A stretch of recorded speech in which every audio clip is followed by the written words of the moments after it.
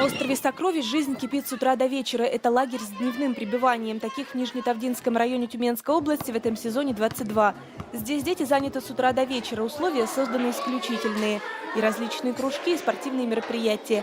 На выведение сезона дневной сон. Детям он пришелся по вкусу.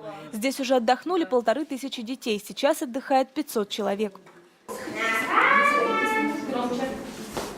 меня не видела, я тебя не видел. Почему? Нам показываться не положено. Особое внимание уделяется пришкольным лагерям в татарских деревнях. Здесь программа детского лагеря подготовлена с учетом национальной культуры. Да, мы изучаем татарскую культуру. У нас жил Шавкат Абай.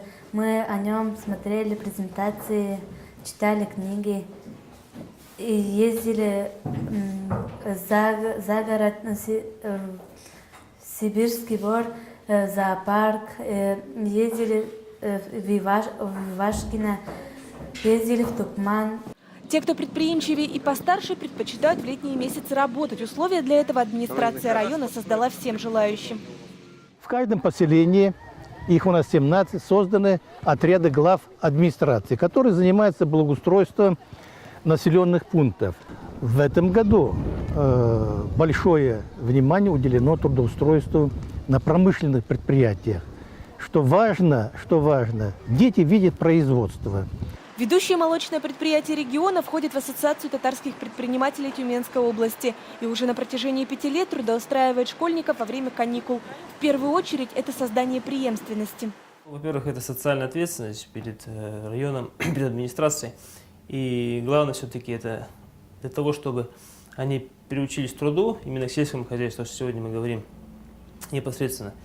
Вот, допустим, уже в 3-й год подряд у наших работников, сотрудников поступает в сельхозакадемию на специальность ветеринария, экономия. И в последующем уже трудоустраиваются в нашу компанию. Сейчас на предприятии работает 15 школьников. Они задействованы как на молочном комбинате, так и на животноводческой ферме в селе Киндер. Дети выполняют работу, не требующую квалификации. Покраска, побелка, уборка мусора, косит траву. А Игуля Умбитова к труду привыкла с детства, поэтому перед учебным годом решила заработать собственные деньги. Главная моя причина, почему я устроилась сюда на работу, это мотивация. Я должна мотивировать себя на лучшее, так как в дальнейшем я должна уже определяться с выбором профессии. А устроилась я на это предприятие лишь из-за того, что больше негде было здесь устраиваться. Все-таки животноводческий комплекс, работники всегда нужны. Да и заработной платой работодатель школьников не обижает. 8000 рублей за месяц работы по 4 часа в день. Сумма по сельским меркам достойная. София Хайруллина, Рамиль Нигматуллин, ТНВ, Тюменская область.